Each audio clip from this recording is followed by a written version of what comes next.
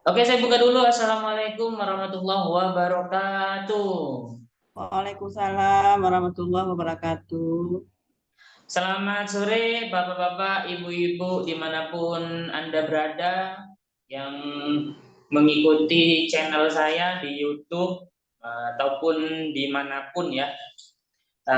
Hari ini kita mempelajari lagi untuk persiapan ujian profesional fisika yang akan dilakukan atau dilaksanakan sebentar lagi, insya Allah awal Desember 2023. Hari ini kita apa namanya, untuk pembelajarannya mungkin ada sedikit apa namanya gabungan dengan beberapa dengan kelompok lain. Cuman yang saya lihat ini kok ada 16 orang. Oh, berarti mungkin ya saya husnuzon saja, mungkin lagi sibuk atau memang mempersiapkan di akhir pekan ya. Mungkin ada juga yang sekolah yang sudah mempersiapkan PSAS-nya ya. Saya husnuzon saja. Yang nggak bisa mengikuti secara live ya bisa menonton video saya di langsung saja ke soal nomor satu. Oke, nomor satu nih saya sudah cetak ya. Nomor satu, kisi-kisinya itu menganalisis fenomena fisika yang berkaitan dengan pemantulan dan pembiasan. Soalnya adalah seseorang berlibur ke pantai yang jernih dengan terumbu karang yang indah, yaitu ada keterangan tetap menggunakan protokol kesehatan. Yang melihat terumbu karang dan langit biru dalam pantai. Jadi yang dilihat oleh orang yang berlibur itu ada dua objek ya. Yang pertama terumbu karang, posisinya itu ada di dalam lautan ya, di dasar lautan, kemudian dan juga dalam waktu yang bersamaan dia melihat langit yang biru. Langit biru kan posisinya ada di atas, tapi bisa terlihat di lautnya. Nah, itu peristiwa apa? Nah, ini masih gampang banget ya. Yuk kita cek satu persatu. Untuk nomor satu, yang ditanyain apakah pernyataan mana yang paling tepat. Yuk kita cek. Langit biru yang terlihat adalah bayangan maya. Langit biru itu kan di atas terlihat di laut, berarti itu terjadi karena pemantulan. Itu bayangan apa? Bayangannya itu maya, ya, bayangan maya dari langit yang terlihat di laut. Nah, itu terjadi karena pemantulan tadi, itu betul. Kemudian yang nomor dua, langit biru yang terlihat bayangan maya akibat pembiasan. Ya, salah ya, bukan pembiasan. Yang nomor tiga, terumbu karang yang terlihat, terumbu karang ya, terlihat itu adalah sebenarnya, bukan bayangan. Nah, terumbu karang itu yang terlihat itu tidak mungkin sebenarnya, pasti itu karena bayangan. Kenapa? Karena ketika kita melihat bagian dasar itu, nanti bagian dasar itu terlihat lebih dangkal daripada sebenarnya. Kenapa terlihat lebih dangkal? Karena itu proses pembiasan. Jadi nomor tiga itu salah ya. Kemudian yang nomor empat, terumbu karang yang terlihat adalah bayangan maya. Betul, biasanya. Terus yang nomor lima, terumbu karang yang terumbu karang yang terlihat adalah bayangan maya akibat pemantulan. Salah, bukan pemantulan, tapi pembiasan. Jadi soal yang nomor satu adalah jawabannya adalah yang E, yaitu satu dan empat. Empat. Oke, lihat ya, kita soal nomor dua. Gampang ini. Sekarang nomor dua, mata rabun. Ini mata rabun, rabun dekat ya, rabun dekat, atau istilahnya itu hipermetropi. Hipermetropi. Kenapa bisa terjadi seperti itu? Yuk kita cek nih. Bayangan benda pada titik dekat normal berada di belakang retina. Apakah betul seperti itu? Nah, pembentukan bayangan pada mata yang mengalami rambut dekat. Jangan di mata nih, ini bedanya di sini ya. Nanti pembentukan bayangannya itu terjadinya seperti ini. Nah, seperti ini nih. Ini bayangan terfokus di belakang retina. Ini bayangan. Retinanya mana? Retinanya itu ini retina. Retina. Ini lensa. Nah, seperti itu. Jadi rambut dekat itu seperti ini, Pak Ibu ya. Ini retina, jadi ada di belakangnya, kebablasan ya. Bahasa Jawanya kebablasan. Nggak bisa ke sini. Kenapa kok nggak bisa ke sini? Ini yang penyebabnya adalah faktor kebiasaan. Kebiasaan melihat benda yang jauh. Melihat benda yang jauh. Ya, akhirnya mengabaikan benda-benda yang dekat. Ya. Atau yang faktor kedua adalah memang faktor dia terbawa faktor karena lahir. Jadi karena kok bisa sih faktor lahir. Jadi ada dua jenis mata. Ini mata yang normal ya, bentuknya bulat kayak gitu. Tapi ada mata yang tidak normal bentuknya, itu ada yang lonjong, ada yang pipih. Nah, rabun dekat itu seperti itu ya. Bisa kayak gini bentuknya Ibu, Bapak. Ya, kayak gini nih. Ini rabun, nanti kecenderungannya rabun dekat nih kayak gini. Ada yang bentuknya gini, bola mata itu. Nah, ini bola mata lonjong. Kalau ini bola mata yang bentuknya pipih kayak gini ya. Emang ada kayak gini? Ada, ya. Tapi apa namanya kasus kayak gini nih kasus yang unik ya, unik. Tapi memang ada seperti ini ya. Oke, nah sekarang bagaimana caranya supaya kita bisa mengatasinya untuk orang yang mengalami rambut dekat supaya bayangannya pas di retina nanti butuh lensa. Lensanya apa? Lensanya itu harus cembung. Ya, kita cek tapi ya, kita cek nomor satu nih. Nomor satu, bayangan benda pada titik dekat normal berada di belakang retina. Nah ini betul ya, di belakang retina. Betul. Nomor dua, titik dekatnya lebih dari 25. Kalau pas 25 ya nggak bisa. Tapi kalau misalkan lebih dari 25 nanti bayangannya tepat jatuh di retina. Tapi nggak pas 25, tapi lebih daripada 20. Jadi PP-nya lebih daripada 25. Jadi ini betul. Terus yang nomor tiga, dapat ditolong dengan lensa biconvex. Nah, di sini ada istilah biconvex. Biconvex itu bentuknya seperti ini, Ibu Bapak. Ini kayak gini nih. Biconvex. Ada biconcav. Biconcav. Jadi biar Bapak Ibu itu tahu ya bedanya kayak apa. Nah, ini biconcav. Biconcav, biconvex. Nah, katanya di sini biconvex berarti betul. Ya, betul tiga. Lensa mata tidak dapat berakomodasi sekuat-kuatnya pada titik 25 cm. Tidak dapat berakomodasi sekuat-kuatnya pada titik 25 cm. Oh, ini nomor 4 ini juga betul nih sebenarnya. Ini yang bikin nih ya. Ini tadi apa namanya saya yang apa namanya ngedit soalnya ini sebenarnya mau saya buat lensa mata dapat berakomodasi ya. Jadi nomor 4 ini betul ya Bapak Ibu gue ya. 1, 2, 3, 4 harusnya. Nggak ada jawabannya nih.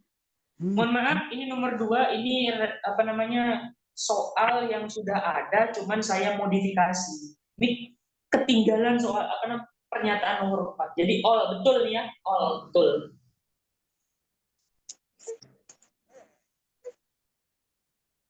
Nomor 3. Nomor 3 nih sekarang.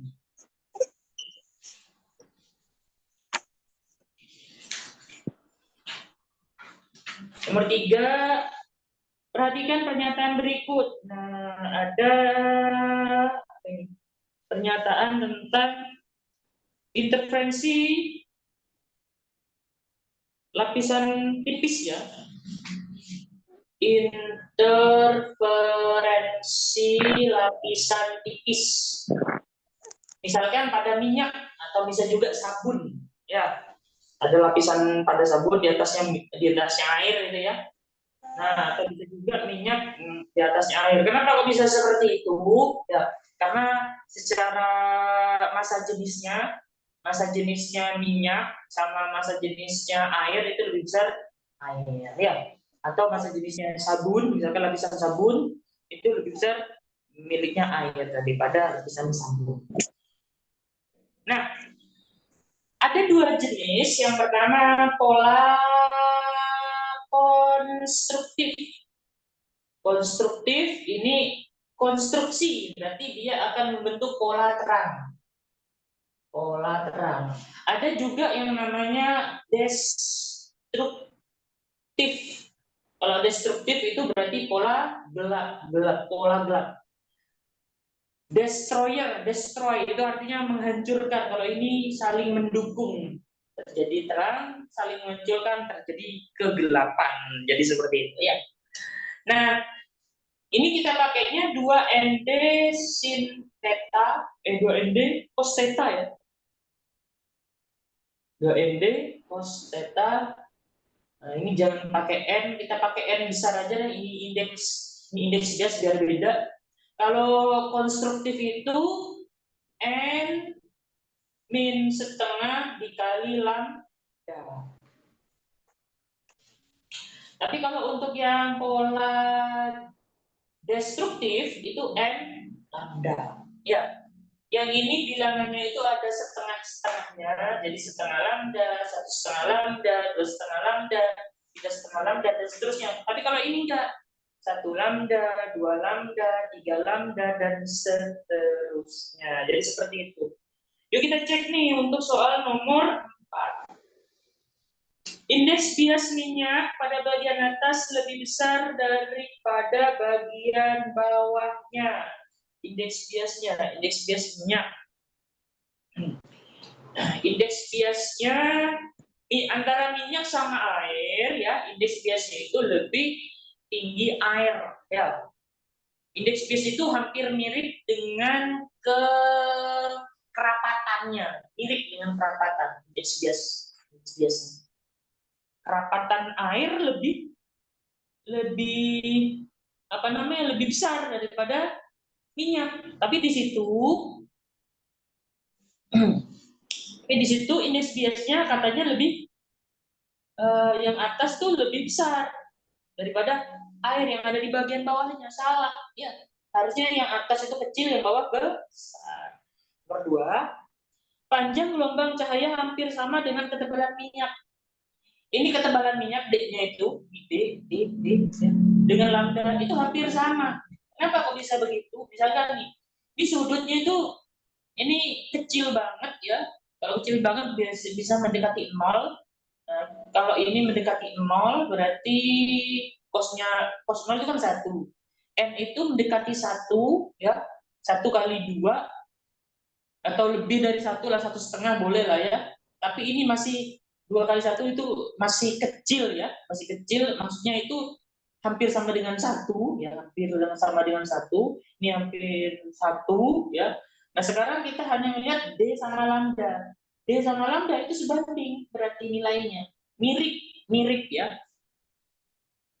Jadi D mirip dengan lambda atau lambda mirip dengan D. Jadi ini betul. Sekarang nomor 3. Selisih lintasan optik cahaya yang dipantulkan dan dibiaskan lapisan minyak adalah ini kan pola konstruktif ya. Konstruktif itu N-setengah. N-setengah, betul nggak? Oh, betul. Terus yang nomor 4, selisih lintasan optik yang dipantulkan dan dibiaskan lapisan minyak adalah N lambda. N lambda itu untuk yang pola gelap. Yang diminta itu konstruktif. Ingat ya, konstruktif. Jadi kita lihat yang ini. Jadi 2 dan 3. Nah, ini soal modifikasi ya Bapak Ibu ya. Ini saya modifikasi nomor 3 ya. Nomor 5. Nomor 5 kita cek. Ini apa ini? Difraksi isi. Difraksi isi. Jadi difraksi isi sama interferensi ya memang ada kemiripan, ada pola-polanya. Cuman kalau yang ini nggak ada indeks bias kalau ini. Kalau ini nggak ada indeks biasnya. Ini tetap ada pola terang dan pola gelap. Ya, ada pola terang, ada pola gelap. Untuk yang pola terang kita pakai dy per L sama dengan N. Ini dy per L sama dengan N min setengah dikali lambda. Ini beda ya, beda polanya. Nah, karena isi itu D-nya sama dengan 1/N ya, D itu sama dengan 1/N, dengan N adalah jumlah celah atau jumlah isi. Makanya disebut isi. Celah ya, jumlah celah. Jumlah celah tiap satuan panjang atau biasanya per sentimeter gitu ya. Nah sekarang kita lihat nih, yang diminta itu adalah untuk memperbesar jarak antara dua garis terang yang berdekatan. Mana sih rumusnya? Mana sih simbolnya? Dua garis terang yang berdekatan. Nah itu kita lihatnya itu yang Y-nya ini. Ya, kalau D itu ini jumlah celah per sentimeter ya, D-nya itu 1/N, tapi L-nya itu panjang atau jarak celah ke layar. Kalau ini ordernya, kalau ini panjang gelombang. Saya kasih keterangan ya, mungkin biar lebih mantap lagi. Keterangan. Jarak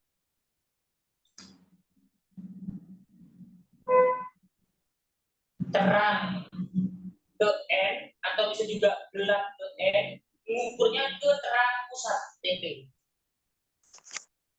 L itu jarak isi, karena ini yang isi ya, isi ke layar. Kemudian untuk lambda itu panjang gelombang. Kemudian apa lagi? D. D itu celah berarti atau jarak antar celah. Jarak antar celah. Oke ya.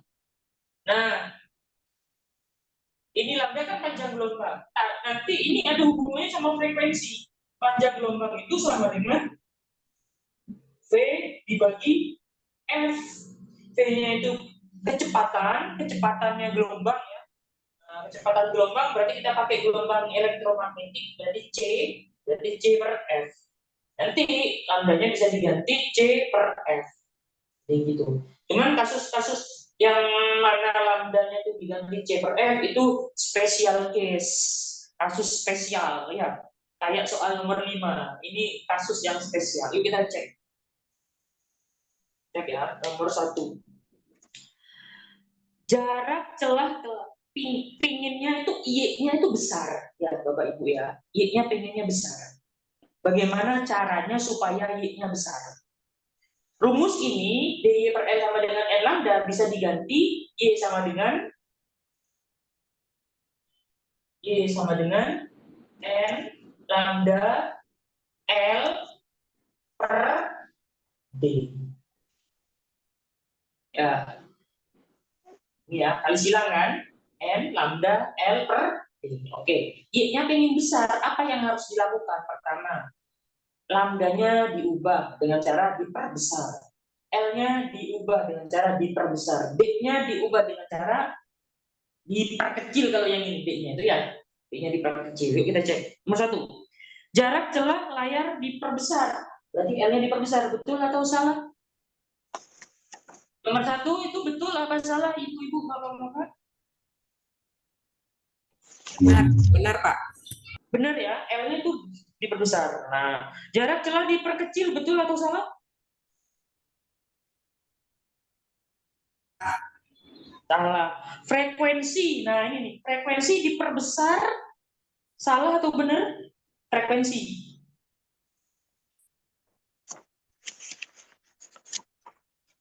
Frekuensi harusnya diperbesar atau diperkecil?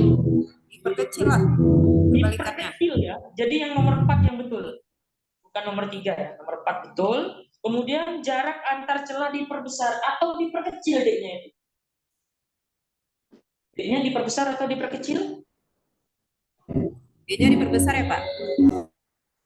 D sama Y berbanding terbalik ya. Berarti D-nya di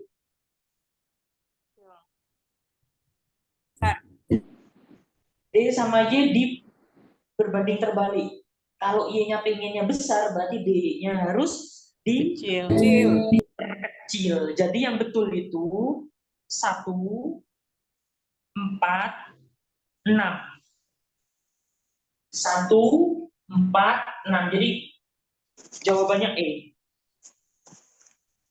Saya ulangi, jarak celah diperbesar, betul ya? L-nya. Yang nomor 2 otomatis salah karena berkebalikan. Kemudian nomor 4, frekuensinya itu harus diperkecil karena lambda sama F itu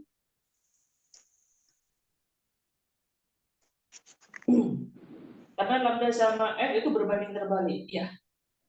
Harusnya F-nya diperkecil. Jadi 4 yang betul. Kemudian antara 5 dan 6 yang betul itu jarak celah harusnya diperkecil. Berarti jawab nomor 6 itu yang betul. D-nya diperkecil. Oke ya, jadi jawabannya itu 1, 4, 6. Opsinya itu yang E. Dari sini ada yang perlu ditanyain, ibu-ibu, bapak-bapak, silakan.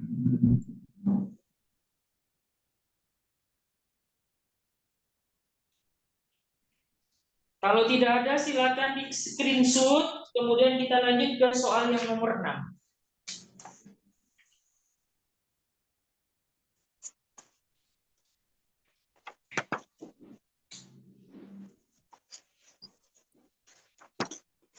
Oke ya, saya lanjut ke soal yang nomor 6 ya Bapak Ibu ya.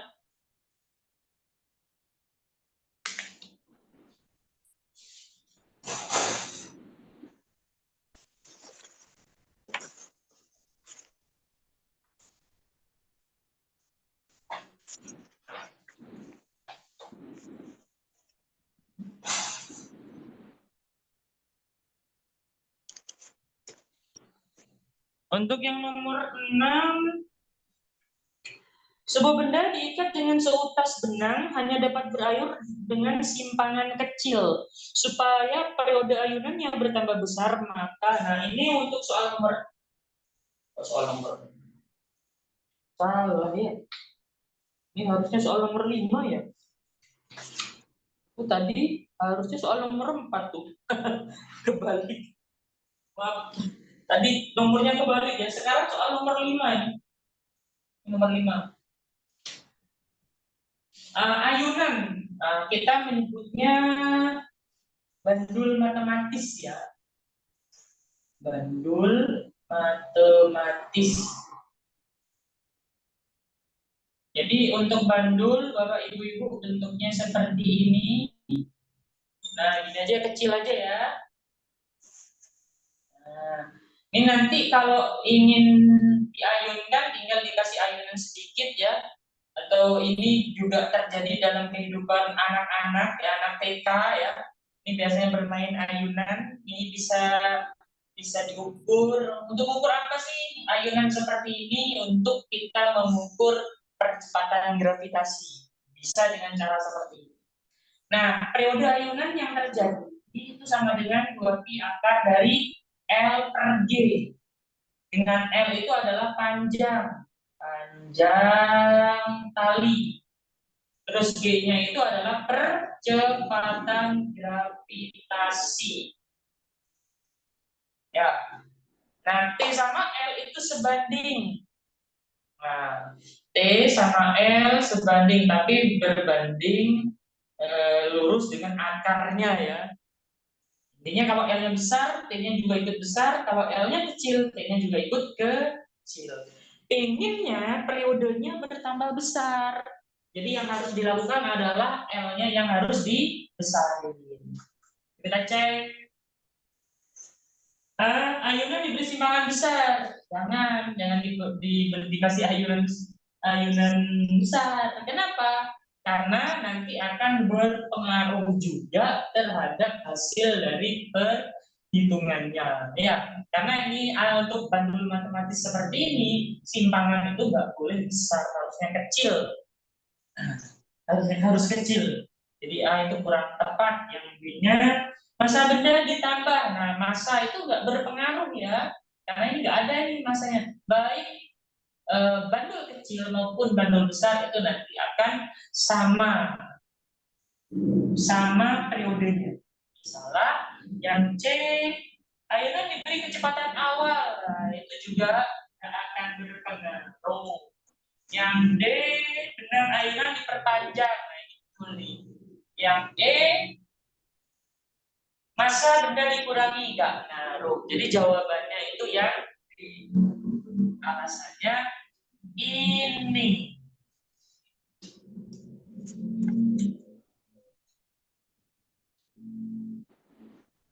Oke, kita lanjut ke soal yang nomor 6. Gerakan benda yang ditambatkan pada pegas di permukaan meja mendatar yang licin dideskripsikan oleh grafik seperti gambar berikut. Sumbu X positif itu ke kanan, berarti kalau X negatif itu ke kiri. Tapi di situ grafiknya ya, X-nya itu maksudnya X itu maksudnya menyatakan simpangan, terus T-nya itu menyatakan waktunya. Nah, tepat setelah detik ketiga sampai menjelang detik kelima. Jadi ini prosesnya begini Bapak Ibu. Ini kan gerak harmonik ya, harmonik. Nah, mirip dengan ayunan. Cuman kalau yang ini gerakannya itu gerakan pakai pakai pegas kalau kayak gini nih biasanya. Pegas dibuat begini nanti gerakannya kanan kiri harmonik. Nah, gerak harmonik gerakan bolak-balik terhadap titik seimbang yang perlu Bapak Ibu ketahui adalah ya ada dua titik utama ya harmonik sederhana. Gerak harmonik sederhana GHS. Ada dua titik utama, yang pertama itu titik setimbang. Titik setimbang, acuan kita melihat apakah simpangannya besar atau kecil itu dari titik setimbang. Terus yang kedua, titik terjauh. Titik terjauh. Nah, untuk yang titik setimbang, di mana posisinya? Kalau di sumbu X, ya berarti di X sama dengan 0. Di X sama dengan 0. Kalau di sumbu Y berarti Y sama dengan 0. Gitu ya. Nah, untuk titik setimbang, Bapak Ibu ya, ini akan memiliki sifat di mana V-nya itu maksimum. V bernilai maksimum. Kalau titik terjauh, ya, titik terjauh, V-nya bernilai minimum. Minimumnya berapa sih? 0. Bagaimana dengan percepatan? Percepatan di titik seimbang, A-nya itu minimum atau 0 dan percepatannya maksimum. Ini selalu jadi titik seimbang dan titik terjauh V sama A-nya itu kayak gini. Kalau V-nya maksimum, A-nya minimum. Kalau V-nya minimum, A-nya yang maksimum. Tapi ada juga kondisi di mana antara P sama A-nya itu sama-sama bernilai tengah-tengah ya, bernilai tengah-tengah di sudut-sudut tertentu memang. Nah sekarang kita lihat posisi ya, posisinya itu atau kapan nih? Ya, kapan kita lihatnya tuh? Pada detik ketiga sama detik kelima nih. Ini saya gambarin. Kan bentuk grafiknya itu seperti ini. Ini ya. Ini detik ketiga, yang ini detik kelima. Nah, ini posisi terjauh. Ini sama-sama terjauh ya. Terjauh. V-nya bagaimana di sini? V-nya itu minimum. Ya, minimum. Ini juga V minimum. Kalau di sini V-nya maksimum. Ya kan? V minimum, V maksimum. V minimum, V maksimum, ini V nih. Oke. Ini detik ketiga ke detik ke nol dulu ya Bapak Ibu ya. Kok detik ke nol. Itu detik berapa? Oh, detik keempat. Ya, ini detik keempat nih. Ada angkanya di situ. Ini 3, 4, 5 ya. Jadi dari detik ketiga ke detik keempat, dari V yang nilainya 0 sampai ke V yang nilainya maksimum, ini bagaimana nilai dari kecepatannya? Dari 0 ke maksimum berarti ini nilainya Dipercepat. dipercepat, betul ya? Dari 0 ke maksimum berarti kan dipercepat. Bagaimana dengan V maksimum ke V minimum? Berarti ini Perlambat. dia betul diperlambat. Jadi begitu. Oke ya, ada dipercepat dan diperlambat. Tapi sekarang lihatnya, ini arahnya kemana, ya kan? Arahnya kemana? Kita lihat nih. Karena kan ini ya di sini ya. Ini kan x-nya itu, ya, contohnya ini sentimeter. Nah, benda ini pada saat detik ke 0 sampai detik berapa ini? Detik ke 1, kayak gini nih, detik ke 0 ke detik ke 1. Ini kan simpangannya nilainya positif nih ya. Dari 0 ke 2, berarti ini arahnya ke kanan. 0 ke 2. Gak mungkin ke kanan terus, tapi akan mentok ke kanan, terus akhirnya akan balik ke kiri. Jadi seperti itu. Gerakannya tuh kayak gini. Kalau kita gambarin ya. 0 ke 2. Nah, jadi begini. Simpangan dari 0 ke 2, berarti dia ke kanan. Detik ke berapa? Detik 0 sampai detik 1. Ya, ke kanan. T sama dengan 0, T sama dengan 1. Itu ke kanan. Habis itu mentok dari kanan akan berbalik ke kiri. Ke kiri, mentok banget ke kiri. Nanti seperti ini. Sampai berapa ini? Sampai detik ketiga. Dari T sama dengan 1 sampai T sama dengan 3. Setelah itu dari T sama dengan 3 mentok ya sampai detik ke-5. Jadi T sama dengan 3, yang ini T sama dengan 5. 5. Nah, jadi seperti itu.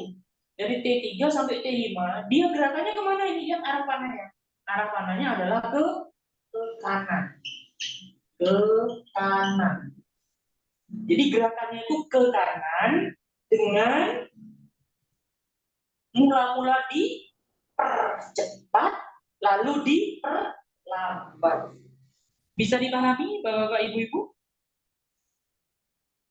Soal nomor 6. Gerakannya ke kanan, mula-mula dipercepat lalu Diperlambat. Jadi opsinya yang benar adalah yang E. betul sekali.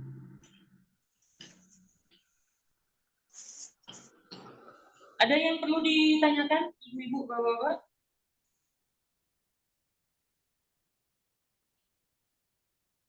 Kalau tidak, kita lanjut ke soal nomor 7.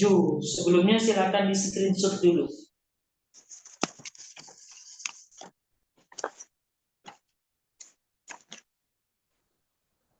Ini mana layarnya nih? Yang nampak Bu Madalena nih. Oke ya, saya screenshot. Saya hapus dulu ya, ibu, bapak-bapak ya. Kita buka.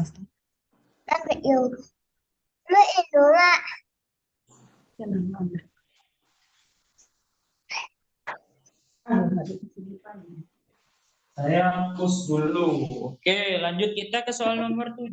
Ya, biar agak cepat sedikit. Biar cepat selesai. Nomor 7. Perhatikan percobaan gelombang berikut. Salah satu ujung tali digetarkan dengan frekuensi 15 Hz. Jadi ada percobaan ke satu yang mana frekuensi satunya 15 Hz. Menghasilkan lambda 1 dan kecepatan 1. Percobaan kedua sama seperti percobaan 1, cuman frekuensinya dibuat menjadi 30 Hz frekuensi 2. Gelombangnya menghasilkan lambda 2 dan V-nya V2. Hubungan antara lambda 2, lambda 1, V2 sama V1-nya seperti apa? Jadi gelombangnya itu diperoleh dari menggetarkan tali. Jadi kayak gini. Nah, kalau bapak-bapak ibu-ibu pernah praktek seperti ini, nah ini nih, kayak gini bentuknya. Ini vibratornya, penggetarnya. Nanti akan terbentuk gelombang seperti ini. Ya. Nah, kenapa dikasih beban seperti ini? Untuk mengatur tegangan tali. Ini pengatur tegangan talinya. Yang ini pemberi getaran. Nah, nanti terbentuk gelombang stasioner seperti ini. Oke, nah karena kan percobaannya itu sama ya, artinya percobaan 1 dengan percobaan 2 itu sama, cuman yang membedakan adalah F-nya, F1 sama F2. Jadi frekuensi vibratornya itu diganti, awalnya 15 menjadi 30. Nah, yang tidak berubah adalah apanya? V-nya. Kenapa kok tidak berubah? Karena begini Ibu Bapak ya, ada namanya kalau saya bicara tentang hukum Melde. Hukum Melde itu kelajuan atau kecepatan dari tegangan yang ada pada tali itu setara dengan nilai ini. Nah, ini tegangan talinya, yang ini perbandingan massa per panjang tali. Ya. Nah, ini apa namanya koefisiennya ya. Kalau kita menyebutnya itu kayak massa jenis. Ini kayak massa jenis. Jadi mu ini hanya dipengaruhi oleh jenisnya tali saja. Tapi kalau secara rumus, kenapa sih kalau dirumusin M per L? Ya ini gampangannya. Ya, koefisiennya itu sebenarnya bukan dipengaruhi massa sama panjang, tapi dipengaruhi oleh dia itu terbuat dari apa? Jadi dihubungkan dengan bahan sebenarnya ini. Oke, sekarang tegangan talinya tidak diubah, ininya juga tidak berubah, maka nilai dari V1 sama V2 nilainya sama. Jadi V1 sama dengan V2. Kalau V1 sama dengan V2, ya, maka bisa ditulis seperti ini. Atau V2 sama dengan V1 boleh ya. V2 sama dengan V1. Atau nulisnya itu lambda 2, F2 sama dengan lambda 1, F1. Sehingga nanti lambda 2 itu bisa ditulis lambda 1, F1-nya 15, F2-nya 30, atau nulisnya 0,5 lambda 1. Lambda 2 sama dengan 0,5 lambda 1. Yang paling pas, yang paling cocok jawabannya adalah yang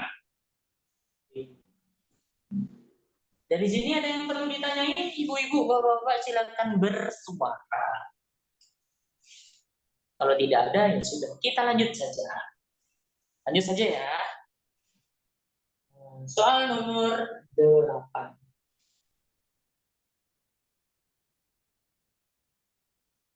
Ini ada sebuah gelombang. Pada suatu medium terdapat gelombang yang dinyatakan oleh fungsi gelombang. Fungsi gelombang ya. Fungsi simpangan ya. Fungsi gelombangnya dinyatakan Y sama dengan XT ya. Jadi mengandung X sama mengandung T. Tapi nggak mengandung bawang. Mengandung ini aja. A sin, kemudian alfa X min beta T, terus plus pi per 4. Oke. Alfa beta itu tetapan positif, kemudian Kemudian perlu diketahui Bapak Ibu-ibu ya. Ini saya bicara tentang K-nya dulu, rumusannya dulu ya. K itu 2pi per lambda. Berarti kalau lambda itu 2pi per K. Kemudian kalau omega itu 2πf. 2πf. Atau bisa juga V itu bisa pakai omega dibagi K. Ini bisa ya. Kalau cari omega, gini aja deh ya, gini aja. Kemudian, nah, V itu omega bagi K, omeganya yang mana, tanya yang mana gitu ya. Nah, bentuk umumnya itu seperti ini, Bapak Ibu-Ibu ya. Bentuk umum, ini A, sin, ini KX, min omega T. Nah, ini bentuk umum persamaan gelombang yang kayak gini. Berarti K-nya itu alfa, omeganya itu beta. Pokoknya yang gandengannya itu K, yang gandengannya omega itu yang gandengannya T itu adalah Omega. Ya, betul. Nah, sekarang untuk arah rambat gelombang. Arah rambat gelombang, Bapak-bapak, Ibu-ibu harus dipahami betul kayak gini ya. Kalau bentuknya itu omega T plus KX, atau ya KX plus omega T, berarti dia ke kiri arahnya. Kalau omega T min KX atau KX min omega T, berarti dia arah rambatnya ke kanan. Plus ke kiri. Oh, ada minnya ya, ada minnya ini kayak gini nih. Bisa omega T min KX, bisa KX min omega T, berarti dia itu gerakannya ke kanan, arah rambatnya. Nah, itu jangan sampai terbalik ya. Yuk kita cek nomor 1. Gelombang tersebut memiliki panjang gelombang 2pi per alfa. Betul atau salah? Kita cek. Lambda 2pi per K. K-nya itu alfa, berarti 2pi per alfa. Berarti betul. Nomor 2. Gelombang tersebut merambat ke kanan dengan kelajuan alfa per. Oke, merambat ke kanan atau ke kiri ini Bapak Ibu? Di ke kanan atau ke kiri? Ke kiri. Ke Kanan. Ke kanan. Cuman P-nya kita harus tahu nih. P itu omega per K. Omeganya berapa ini? Omeganya beta ya. Beta per K-nya Beta alfa. per. Harusnya beta per alfa, tapi di soal itu alfa per. Jadi salah. Nomor 3. Semua partikel medium tersebut berosilasi dengan amplitudo A. Ini amplitudonya. Benar. Jadi gelombangnya itu berosilasi seperti ini. Ya, semua partikel pada tali, kalau misalkan tali, itu berosilasinya maksimum itu A. Nggak mungkin lebih dari A. Jadi nomor 3 itu betul. Jadi yang betul itu adalah yang mana ini? 2 dan 3. Jadi yang betul yang C ya. 1 dan 3. 1 dan 3.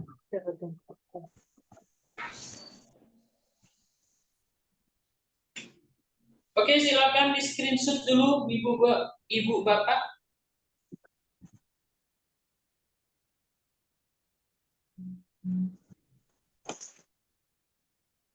Kalau sudah saya hapus dulu.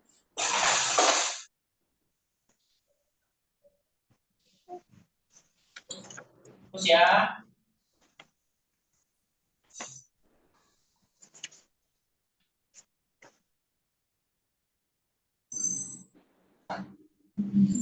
Oke, kita lanjut ke soal yang nomor 9. Nomor 9 ini sebenarnya ada kesalahan dari pembuat soalnya, bukan saya yang buat soal ini ya. Jadi ada yang salah di satuan sebenarnya ini. Satuannya salah. Tapi kita ngikutin aja lah ya, ngikutin yang maksud dari si pembuat soalnya seperti apa. Ini ada angka 1,0, ini satuannya meter. Kemudian ini Y, satuannya sentimeter. Kemudian pada saat T sama dengan 0 ditunjukkan seperti ini, dia gelombang bergerak ke kanan ya, sudah dikasih tahu. Dengan V sama dengan 5 cm per sekon. Ini harusnya itu sentimeter satuannya. Satuannya ini. Jika ini salah, 1 sentimeter harusnya.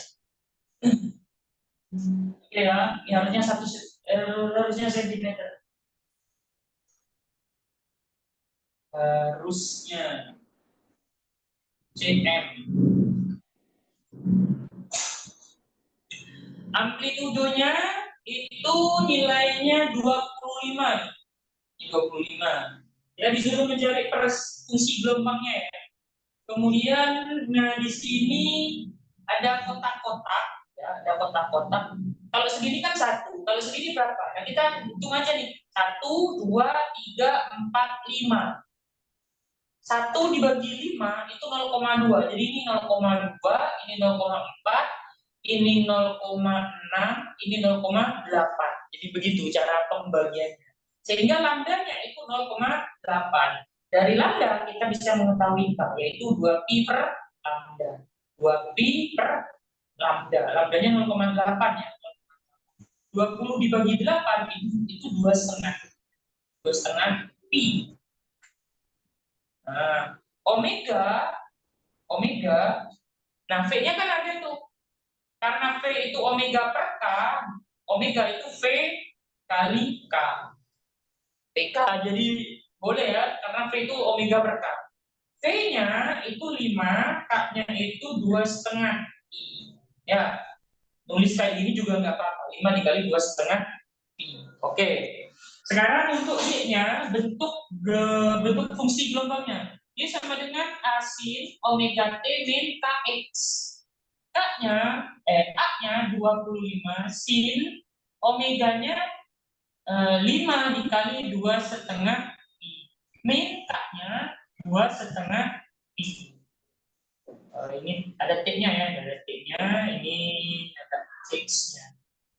Atau dibalik juga nggak apa-apa. Jadi kayak gini, ini Kx min omega T.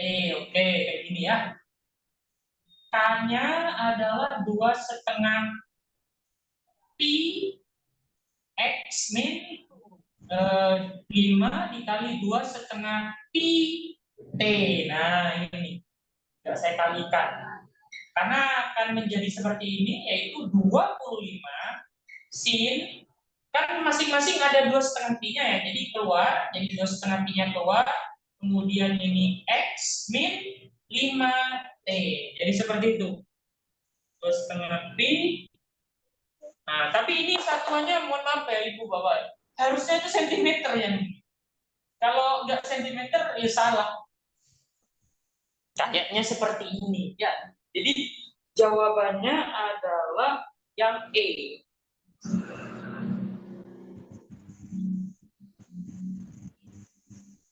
Ada yang ditanyain Ibu Bapak? Kalau enggak, kita lanjut lagi ke soal nomor 10 ya. Kita lebih banyak membahas tentang gelombang ini ya. Banyak gelombangnya ini ya. Gelombang itu kan naik turun ya. Fluktuatif ya.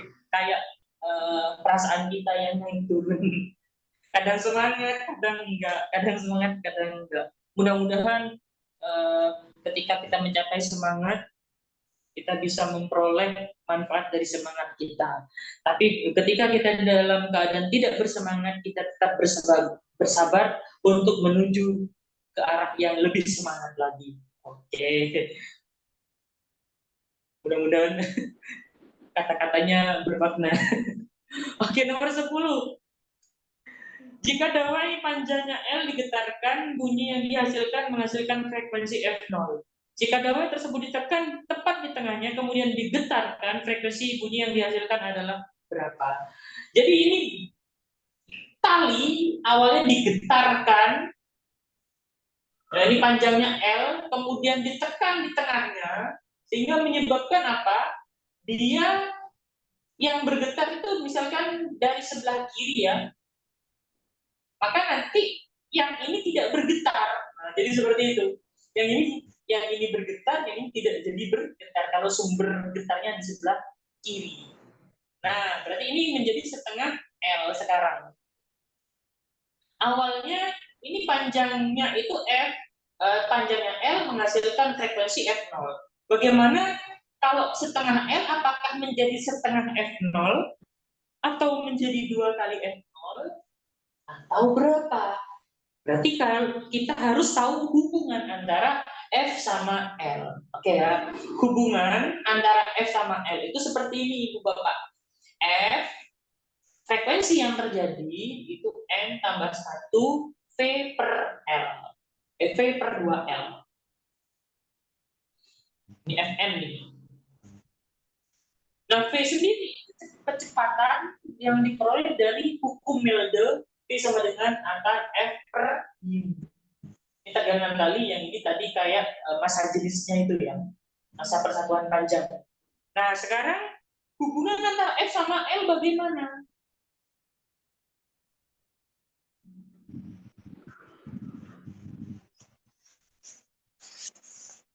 Apa hubungan antara F sama L, Bu, Ibu, Bapak, ada yang tahu?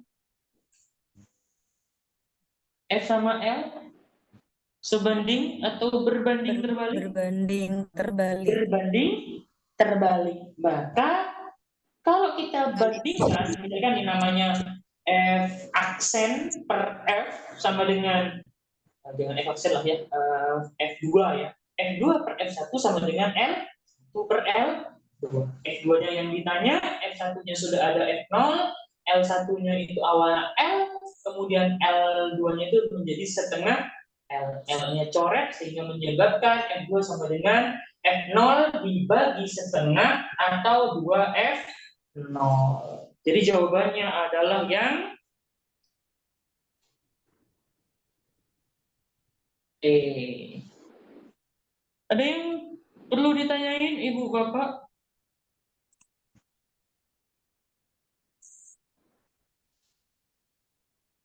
Kalau tidak, kita lanjut lagi. Masih tentang gelombang-gelombang ini ya, banyak gelombangnya di materi ini. Gelombang bunyi sekarang. Silakan kalau ada yang mau ditanya. Sebelumnya saya izin dulu sebentar ya Ibu Bapak, 3 menit saja. Izin dulu sebentar, 3 menit. Baik, Pak. Ya, Pak.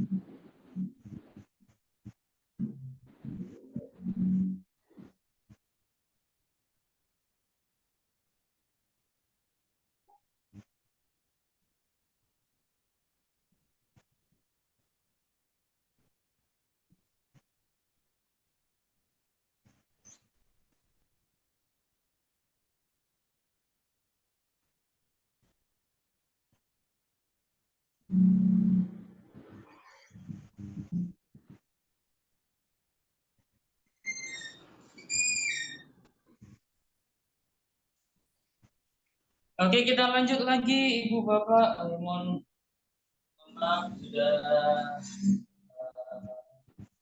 membuat Bapak Ibu menunggu. Nah, kita lanjut ke soal yang nomor 11.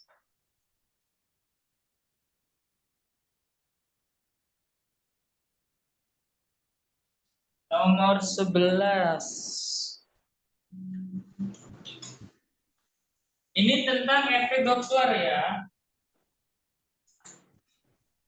11. Efek Doppler. Jadi kalau ada sebuah sumber bunyi berbunyi ya, kemudian ada orang yang mendengarkan, dia sebagai pendengar, nanti frekuensi yang terdengar oleh pendengar itu akan bisa berbeda tergantung dari kecepatan yang dilakukan, baik itu pendengar maupun si sumber bunyinya. Nah, kalau posisinya begini, pendengar mendekati sumber, itu nanti rumusnya itu jadi plus. Kalau sumber yang mendekati pendengar, ini rumusnya jadi min. Kalau pendengar menjauhi sumber, jadi min.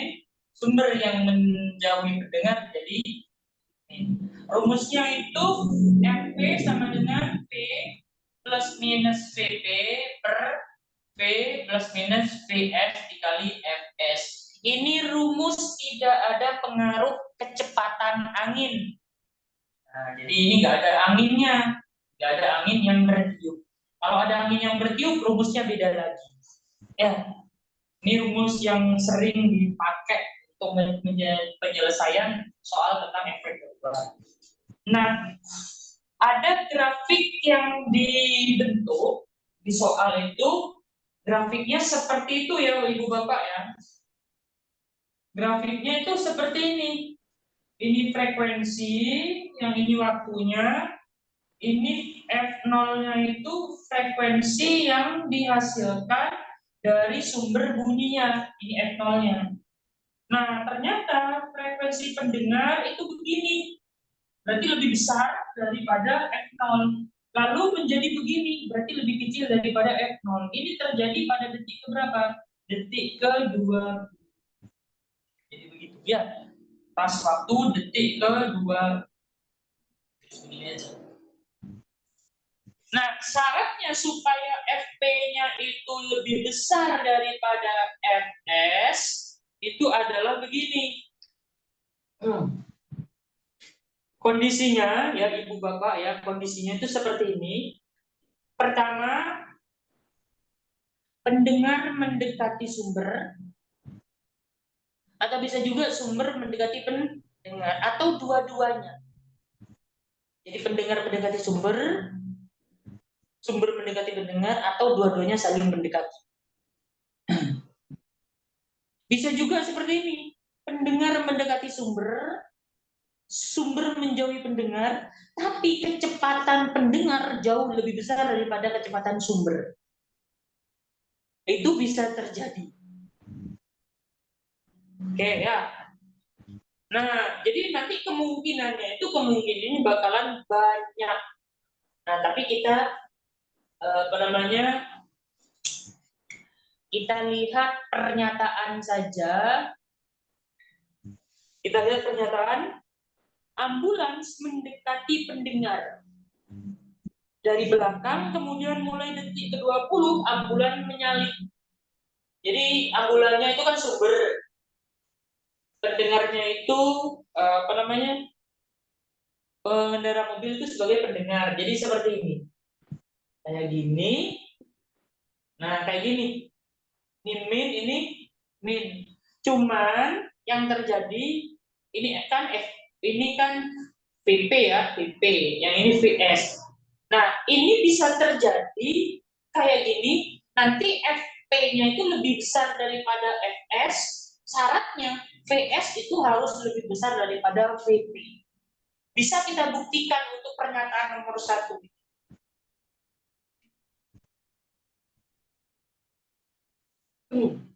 Nanti akan menjadi seperti ini. Ya, bisa kita buktikan. FP sama dengan V plus min VP ya, min VP per V min V S dikali FS. Kita misalin aja pakai angka. Misal VP 10 deh. VS misalkan 20 ya. Jadi gini, V min 10 per V min 20 dikali FS. Hasilnya ini, ya hasilnya ini, misalkan ini 330 ya. 340 dikurangi 10, berarti kan 330 ya. Berarti 330 per 320. 330 per 320 itu kan nilainya itu lebih dari 1. Ini nilai ini. Kalau ini nilainya lebih dari 1, maka nanti nilai FP lebih besar daripada FS. Jadi begitu, untuk nomor 1 itu keadaan ambulan mendekati mobil itu nanti FP-nya lebih besar daripada FS.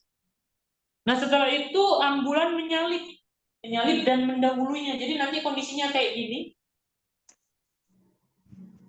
Kondisinya begini ya, dengar sumber. Nah, ini kayak gini. Ini min. Nanti ini FP kayak gini. Jadi V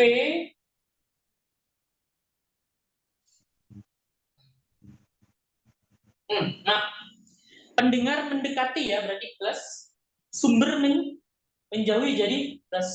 Jadi nanti ini misalkan min plus 10 per V plus 20. Nah, ini nilainya berarti kan 350 ya. 350 per 360. Nah, 350 per 360 ini kan kurang dari 1. Akhirnya menyebabkan FP itu lebih kecil daripada FS. Jadi awalnya itu lebih besar, akhirnya lebih kecil. Jadi keadaan apa namanya, pernyataan nomor 1 itu seperti itu. Terus yang pernyataan nomor 2. Ambulan mendekati mobil dari arah depan. Dari depannya, berarti saling mendekat. Saling mendekat, berarti seperti ini, saling mendekat. Jadi ini plus, ini min. Nanti akan menghasilkan FP lebih besar daripada FS. Saling mendekat. Kemudian setelah itu berpapasan baru seperti ini. Saling menjauh. Berarti ini plus, yang ini min. Ini juga akan menghasilkan FP kurang dari FS. Ya, saling mendekat itu yang dirasakan pendengar lebih besar, kalau saling menjauh yang dirasakan pendengar lebih kecil. Jadi pernyataan 1, pernyataan 2 itu betul. Sekarang nomor 3, pernyataan 3. Ambulan sudah berada di depan mobil, kemudian pada detik ke-20 semakin menjauhi. Ambulan sudah berada di, ini kayak jalannya bareng, ya, sudah berada di depan, terus bergerak menjauhinya. Ini grafiknya nggak akan seperti ini. Pasti grafiknya itu selalu di bawah. Grafiknya. Jadi nanti grafiknya bukan seperti itu untuk pernyataan nomor 3. Itu grafiknya akan di bawah kayak gini. Ya, nggak akan seperti ini. Karena apa? Karena sudah berada di depan, terus dia semakin bergerak menjauh. Atau bisa juga begini. pernyataan nomor 3 itu kecepatannya sama, awalnya kecepatannya sama, terus kalau kecepatannya sama berarti grafiknya begini. Nah, habis itu begini. Dia sama dengan F0 karena apa? Karena kecepatan antara pendengar dengan sumber sama. Nanti yang dirasakan bakalan sama. Kecepatan pendengar sama dengan sumber, maka FP sama dengan Fs. Kayak gini bentuknya. Terus nanti setelah detik ke-20 baru nanti saling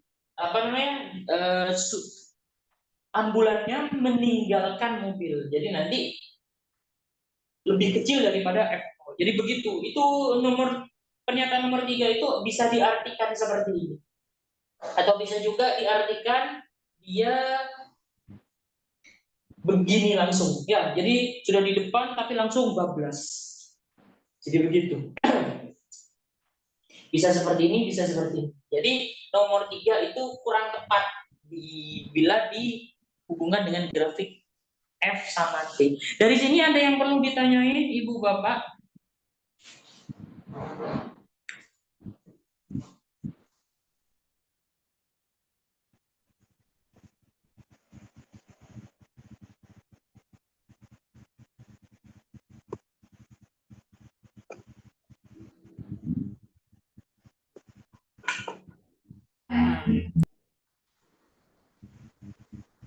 Kalau tidak, kita lanjut ke soal nomor 12. Silakan di screenshot dulu.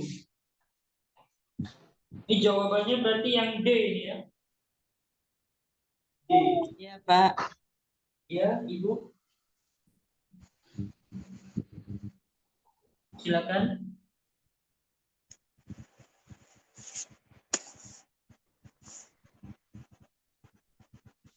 Silakan, saya mendengarkan.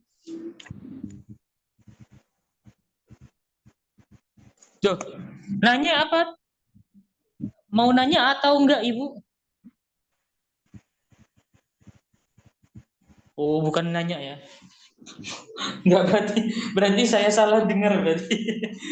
Oke, kita lanjut ke soal nomor 12.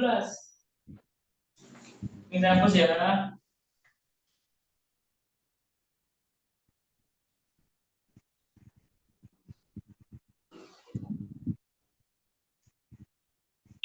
Nomor 12. Ini soal modifikasi. Saya buat modifikasi ya. Asli soalnya itu enggak seperti ini. Mengevaluasi argumen. Isinya mengevaluasi argumen.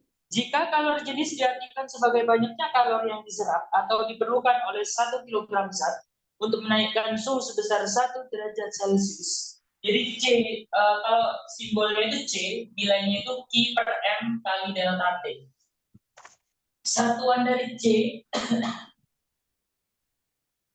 satuannya adalah kalau untuk internasionalnya, Joule per kilogram, Kelvin seperti ini, atau Joule per kilogram derajat Celcius. Kenapa kok bisa begini? Oke, alasannya adalah delta T itu kan kenaikan suhu T2-T1. Misalkan 10 derajat Celcius dikurangi 5 derajat Celcius itu sama dengan 5 derajat Celcius. Bagaimana kalau kita ubah ke dalam Kelvin? 10 derajat Kelvin itu adalah 283 Kelvin, 5 derajat Kelvin adalah 278. Ya. 278 Kelvin. Nanti 283 dikurangi 278 hasilnya adalah 5 Kelvin. Jadi delta T untuk Celcius dengan delta T untuk Kelvin itu nilainya sama khusus untuk kalor jenis. Kalau untuk delta T kenaikan suhu kayak gini. Kenaikan suhu ya, kenaikan suhu. Dan ini kenaikan suhu di apa namanya?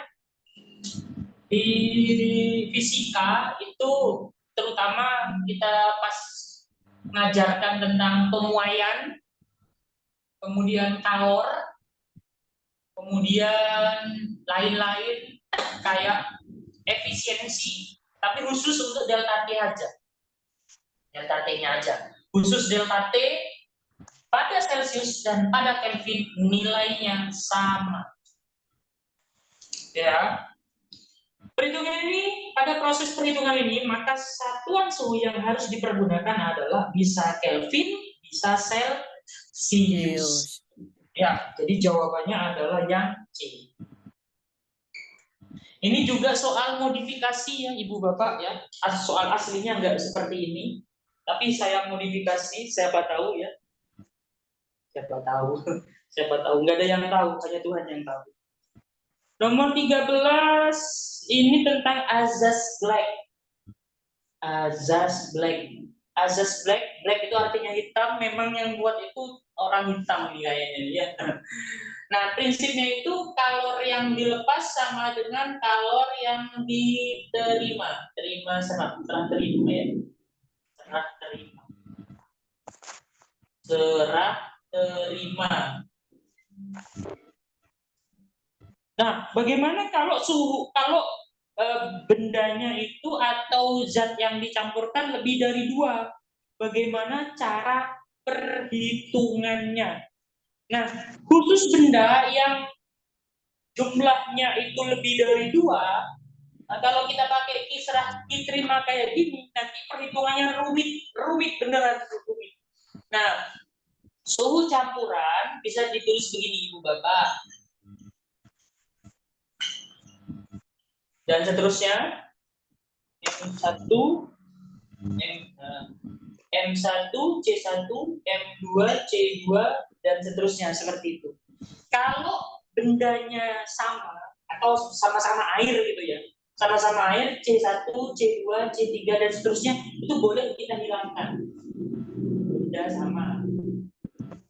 Benda sejenis ya, benda sejenis. Itu nanti bisa ditulis DJ sama dengan M1T1 tambah M2T2 dan seterusnya per M1 tambah M2 dan seterusnya. Nah, berhubung itu kan sama-sama air ya, air 2 gelas air, 3 gelas air, kemudian 5 gelas air dicampur jadi 1 ya. Jadi caranya bagaimana? Langsung aja TC sama dengan masanya ada nggak? Nggak ada, tapi ada jumlah gelas. Jumlah gelas itu sama dengan massa, sebanding dengan massa ya.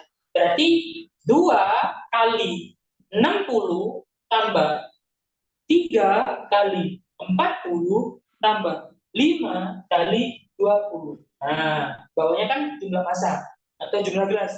Jadi 2 tambah 3 tambah 2 kali 60 tambah 3 kali 40 tambah 5 kali 20 per 2 tambah 3 tambah 5 10. Bisa dicoret, coret. 2 tambah 2 kali 2, 2 kali 6, 12, 3 kali 4, 12, 5 kali 2, 10. Dijumlahi semuanya jadi 34. Jawabannya E. Jadi seperti itu. Jadi jawabannya ya. Dari sini ada yang ditanyain Ibu Bapak, silakan. Mungkin Ibu Bapak kalau nyampurnya, 2 gelas tambah 3 gelas dulu, baru setelah itu ketemu dicampur lagi dengan 5. Nah, itu kelamaan nanti. Cara yang paling gampang seperti ini.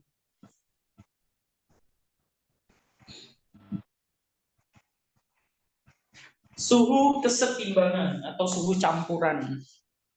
Ada yang ditanyain? Kalau tidak, kita lanjut. Sebelumnya silakan Bapak Ibu screenshot dulu.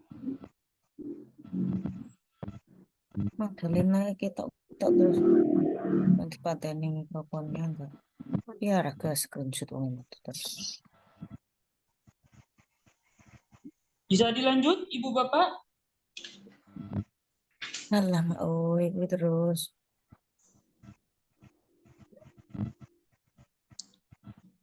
Silakan di screenshot dulu. Sudah Pak. Lanjut ya. Iya, Pak. Aduh. Nomor 14. Nomor 14 ini efisiensi mesin Carnot ya. Mesin Carnot. Mesin Carnot. Mesin Carnot. Ini adalah nilai efisiensinya 1 min T2 per T1. Ini biasanya dikali 100%. Karena efisiensi yang dihasilkan nilainya itu kurang dari 1, makanya diubah dalam bentuk persen supaya lebih besar ya. Kan angkanya biar bagus, makanya dikalikan 100%. Daripada misalkan, berapa efisiensinya? 0,10, kan nggak enak. 0,10 dikali 100% jadinya 10%. Jadi seperti itu ya.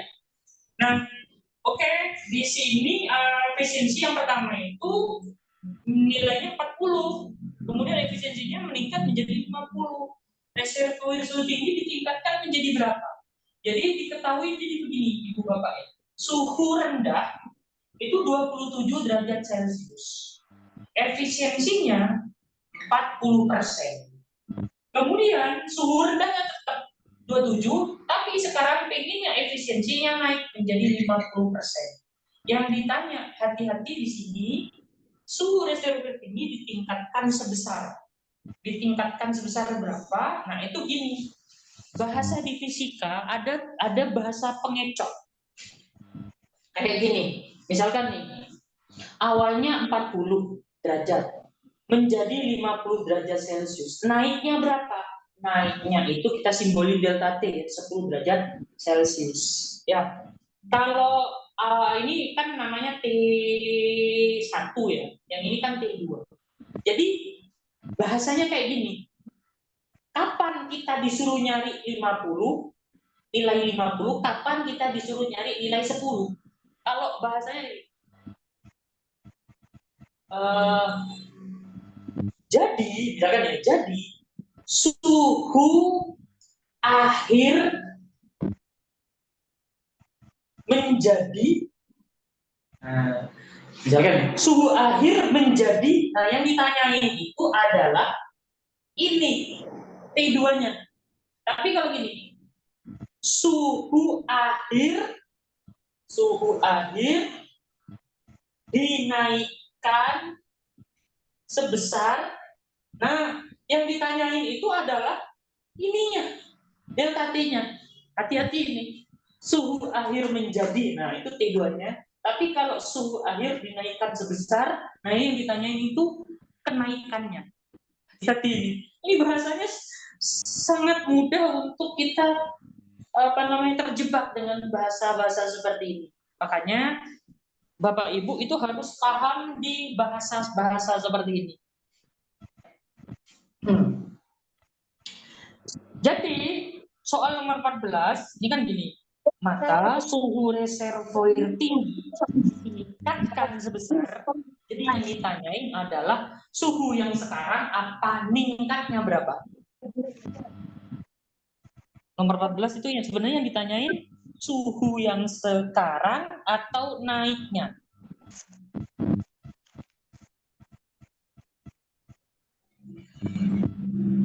Ada yang tahu? Naiknya. Naiknya ya, Pak. Naiknya, jadi delta T-nya yang ditanyain. Ya, hati-hati ini ya. Oke, saya hapus ya. Naiknya yang ditanyain. Jadi yang ditanyain delta T, tapi delta T1 ya. T1 itu suhu tinggi. Kalau T2 itu suhu rendah. Suhu rendah. Kalau T1 suhu tinggi. Oke. Ini kan suhu rendah, suhu tingginya kan belum ada ya, baik yang keadaan awal maupun yang keadaan akhir.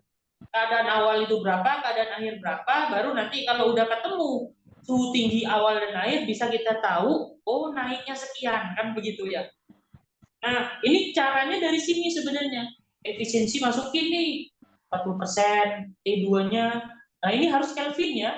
Berarti ini 300 per T1 kali 100%. Ini 100%-nya nggak usah ditulis juga nggak apa-apa. Karena 100% itu nilainya 1. Atau Ibu nanti satu-satu ya, 50% masukin, T2-nya 300, T1-nya ketemu. Nanti agak panjang cara perhitungannya. Nah, bagaimana supaya tidak terlalu panjang begini, ini Bu Bapak ya. Kita modifikasi rumus ini. Efisiensi kan nilainya 1 min T2 per T1 ya.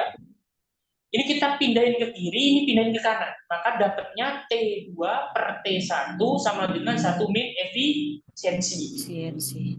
Ya, berarti nilai dari T1 kan tukar posisi, T1 sama 1 min efisiensi. T1-nya pindah ke kanan, 1 min efisiensi pindah di bawahnya T2. Atau tulisnya begini, T2 per 1 min efisiensi.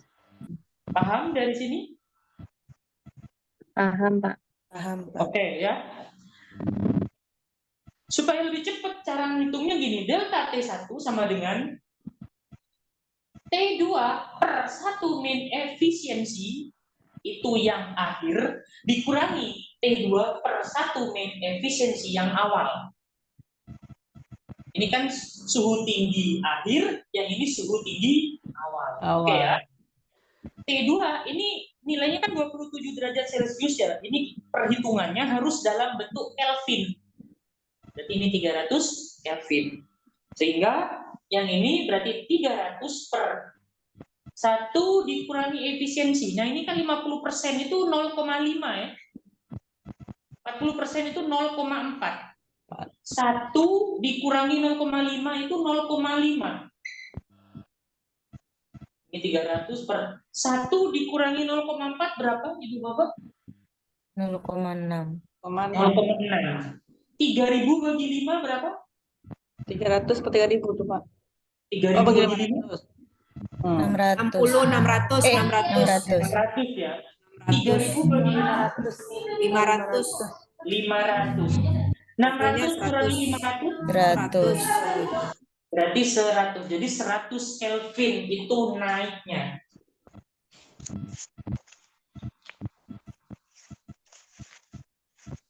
Jadi ini opsinya yang A. Ada yang ditanyain Ibu Bapak? Layarnya ini Pak, kadang-kadang ketutupan, gimana caranya Pak? Bisa diulangi Bu? Ya, layarnya ketutupan ini Pak, gambar orang. Sama itu layar Ibu Magdalena Lena. Cek, Iya, cek, Pak. cek, cek. Masih Ya. cek, cek. Nah, ini layarnya sering ketutupan, jadi kami nggak bisa nampak ini. Biar Iya, di-mute dulu, layarnya selalu Malena. ke saya itu bisa disetting sebenarnya. Iya. Jadi pas waktu Ibu layarnya seperti ini ya, seperti ini.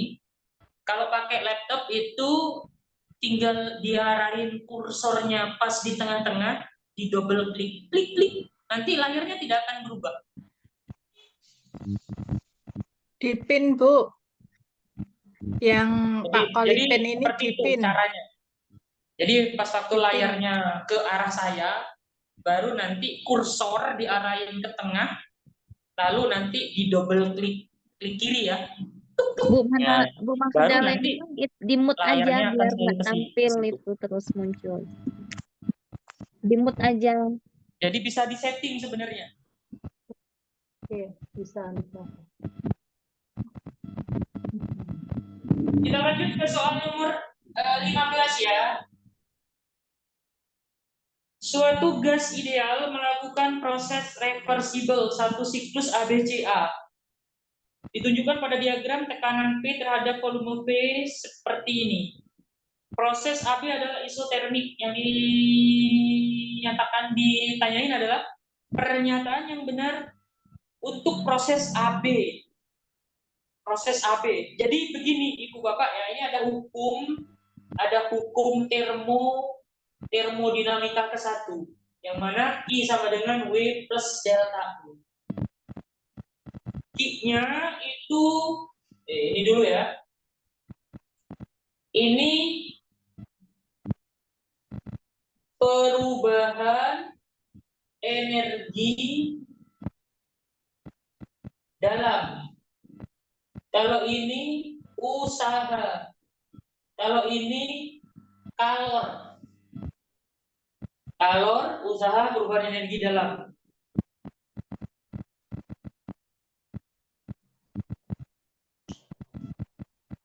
ini sebenarnya pembahasannya agak panjang ya.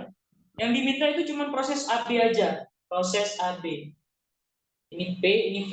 AB-nya begini, isotermik, jadi melengkung tapi landai. A, B, C, ya. AB itu isotermik. Kalau isotermik itu T-nya sama, T tetap. Sehingga delta T-nya 0. Kalau delta T-nya 0, delta U-nya ikut 0. T tetap, delta T 0. Kalau delta T 0, berarti delta U-nya tetap. Bagaimana dengan Q-nya sama W-nya? Nilai Q itu nanti sama dengan W. Kenapa? Delta U-nya 0. Q sama dengan W. Ya. Ini pada proses AB ya, isotermik, delta T-nya 0, delta U-nya 0, akhirnya Q-nya sama dengan W. Di mana untuk W-nya WAB maksudnya ya. Jadi QAB sama dengan WAB. Tapi delta UAB itu nilainya 0. Delta UAB nilainya 0.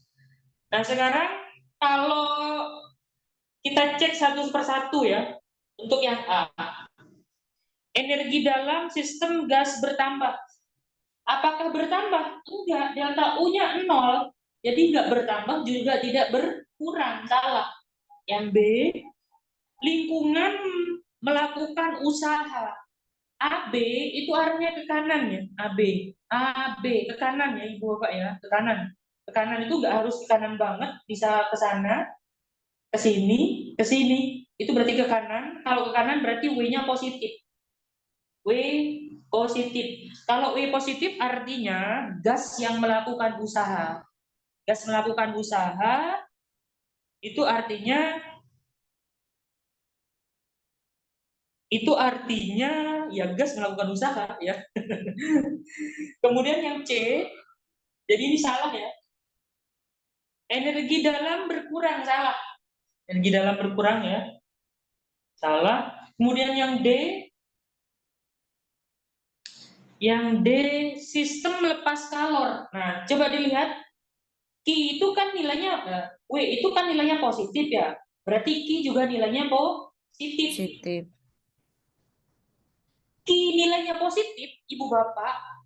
Ini ada artinya adalah kalor gas itu menyerap kalor artinya ini. Gas menyerap kalor. Makanya D itu salah. Menyerap ya, bukan melepas. Sekarang yang E. Kenapa E itu betul? Ya. Sistem melakukan usaha ini. W nilainya positif. Berarti melakukan usaha sistemnya. Berarti betul. Saya ulangi ya. Karena ini penjabaran sebenarnya pembahasan soal kayak nomor 15 itu panjang sebenarnya ini.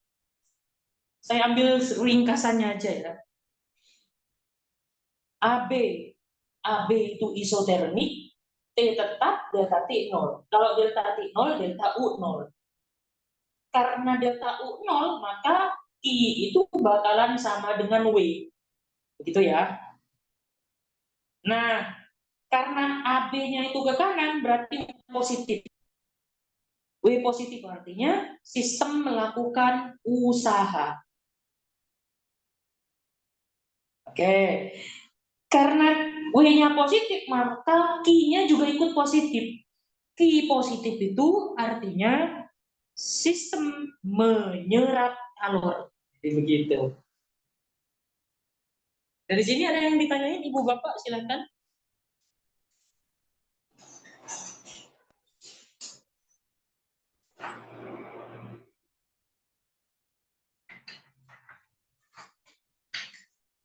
Kalau tidak, silakan di screenshot dulu, habis itu kita bahas ke soal nomor 16.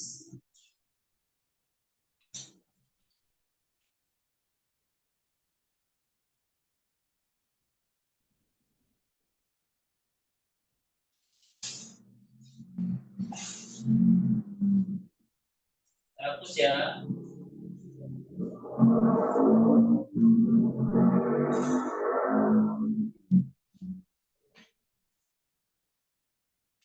Nomor 16 ini mirip dengan soal nomor 15. Cuman nomor 16 ini bentuk grafiknya itu ini ISO adiabatik kalau yang ini. Adiabatik. AB adiabatik. Kalau adiabatik berarti IAB itu nilainya 0. Kalau I-nya nilainya 0, maka kan I sama dengan W plus delta U ya. W-nya ini Ibu Bapak kan ke kanan nih. Jadi W-nya ini 0 ya. 0 sama dengan WAB plus delta U. Berarti delta U-nya sama dengan min WAB. Sedangkan usahanya ini kan ke kanan, berarti nilainya positif. Min ketemu plus, itu kan jadi min. Berarti delta U-nya negatif. Delta U negatif itu artinya begini. Delta U negatif ini artinya energi dalamnya itu menurun. Kalau energi dalam menurun artinya T-nya itu menurun. Delta U negatif, energi dalam menurun. T menurun. Atau gini deh. Delta T juga negatif. Kalau delta T negatif berarti kan turun suhunya. Ini suhunya turun nih, dari A ke B suhu turun. Jadi gitu ya. Yuk kita cek ke opsi A. Proses AB melepas kalor. Apakah melepas kalor? Tidak. Dia tidak melepas kalor. Karena apa? 0 nilainya. B. AB temperatur konstan. Enggak. Kenapa? Delta T-nya turun. Nah ya, berarti salah. Yang C. Proses BC menyerap kalor. BC. Nah ini BC ya. Sekarang kita lihat BC. BC itu namanya isobar. Ya. WBC dia itu ke kiri. Berarti nilainya min. Usahanya negatif ya WBC. Karena usahanya min, kita lihat lihat delta T-nya dulu ya. Volume menurun. Volume menurun. Kalau volumenya menurun, BC itu kan VB lebih besar daripada VC. Ya, VB lebih besar daripada VC. TB itu pasti lebih besar daripada TC karena sebanding. Volume besar, volume kecil. Suhu besar, suhu kecil. Berarti kan menurun. Oke ya. Kalau menurun berarti nanti delta U-nya bakalan min nilainya. Karena delta T itu juga min. Oke ya. Nah, dari sini nanti dapat disimpulkan I kan W plus delta U. W-nya min. Ditambah min juga, maka nanti min-nya akan jadi double. Maka Q-nya itu nilainya min. Gitu ya. Kalau Q-nya min artinya apa? Q min itu artinya adalah sistem melepas kalor kalau min. Q min artinya sistem melepas kalor. Oke ya. Jadi C itu salah. Sekarang kita lihat yang D. Kita lihat D. Yang D, proses CA. Kalor yang diserap sama dengan perubahan energi dalam. CA, dia itu tidak mengalami usaha. Jadi WCA itu nilainya 0. Kenapa sih kok nilainya 0? Indikatornya begini, Ibu Bapak ya. Usaha suatu sistem ya itu akan memiliki nilai baik itu nilainya positif maupun nilainya negatif asalkan delta V-nya itu nilainya ada, atau kalau misalkan ada berarti delta Kalau nilainya ada atau ada perubahan volume, maka usahanya itu ada nilainya. C ke A itu volumenya kan nggak berubah.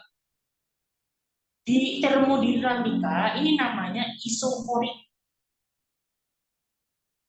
Kalau isoforik delta V-nya 0.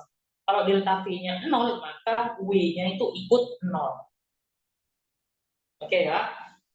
Sesuai dengan hukum termodinamika bagaimana?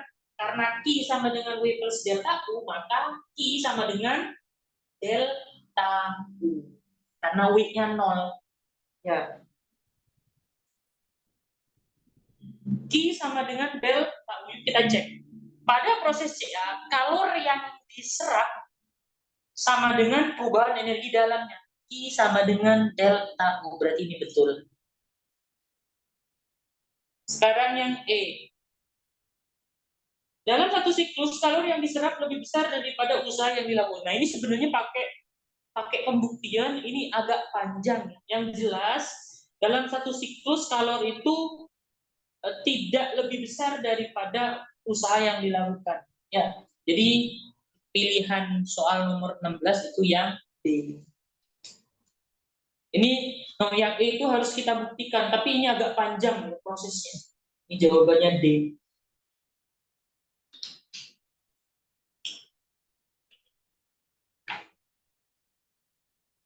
Lanjut ke soal nomor 17.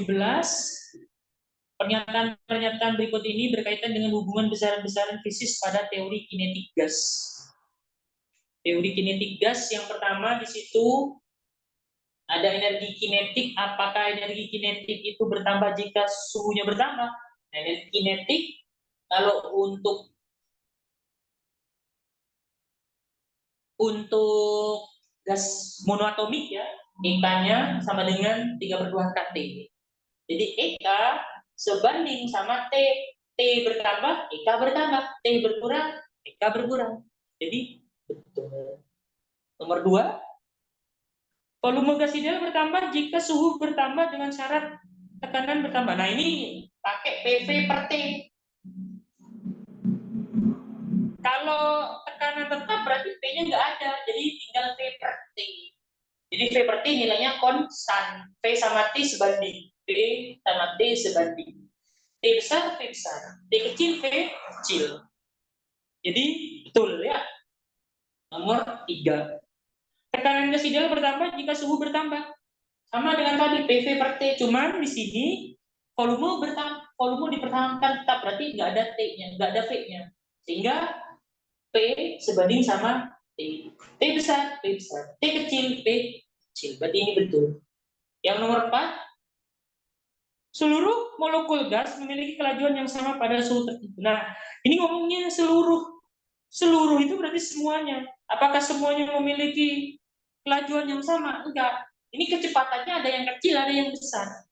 Jadi begitu. Jadi V atau kecepatan beda-beda. Beda-beda. Jadi salah ya. 1, 2, 3. 1, 2, 3 berarti jawabannya itu yang E. Dari sini ada yang perlu ditanyakan, Ibu Bapak silakan bersuara.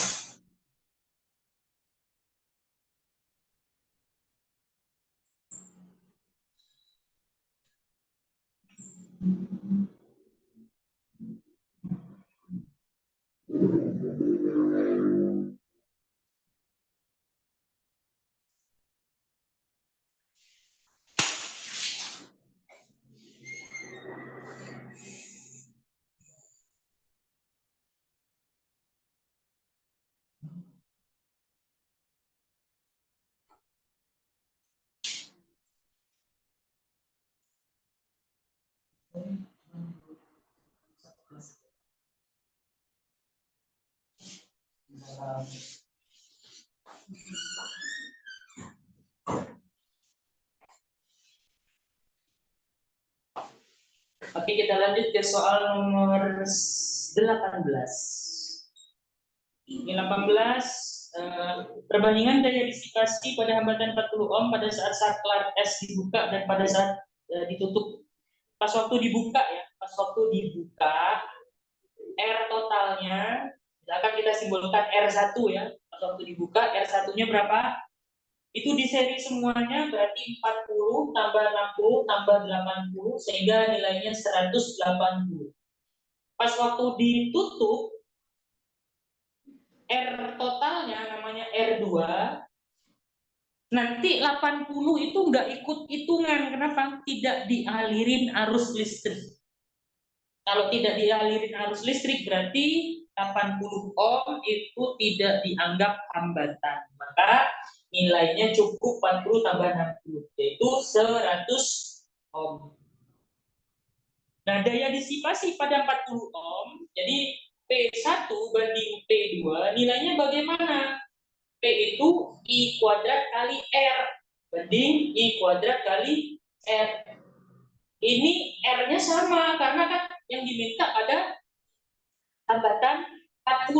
Nah, bagaimana cara nyari V dibagi R? V per R1 dibanding V per R2. Ada kuadratnya, jangan lupa. Nah, ininya. V-nya bisa dicoret, maka dapatnya 1 per R1 kuadrat dibanding 1 per R2 kuadrat. R1-nya 180 kuadrat, R2-nya 100 kuadrat. Nah, 180 dengan 100 itu bisa kita tuliskan, Ibu Bapak ya. Nulisnya itu boleh seperti ini, biar tidak terlalu rumit perhitungannya. Nah, biar apa? Biar nyoretnya enak. Bagi 20, 9 bagi 20, 9 bagi 20, 5 bagi 25. 1 per 81 dibanding 1 per 25. Atau tulisnya 25 banding 81. 25 banding 81. Jadi jawabannya adalah yang C.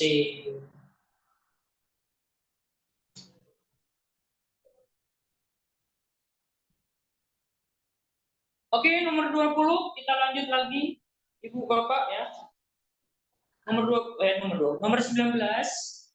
Perhatikan rangkaian listrik di bawah ini.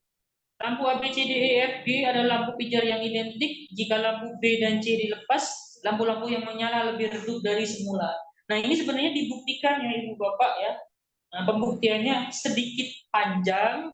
Lain kali kita bahas untuk yang panjang-panjang, yang panjang-panjang terakhir-terakhir aja. Nomor 19 jawabannya itu yang A. Jawabannya yang A. E, F, G. Terus yang nomor 20, mohon maaf ya Ibu Bapak ya, kita persingkat aja. Nomor 20, usahanya bisa pakai W sama dengan I, E kali R. Nah, R-nya itu ngelihat awal dengan akhir. L ke K. L ke K itu berapa jaraknya? 4 cm. Cuman R-nya itu harus posisinya itu harus tegak lurus. Nah, tegak lurus. L ke K itu. Nah, itu benar-benar 4 cm.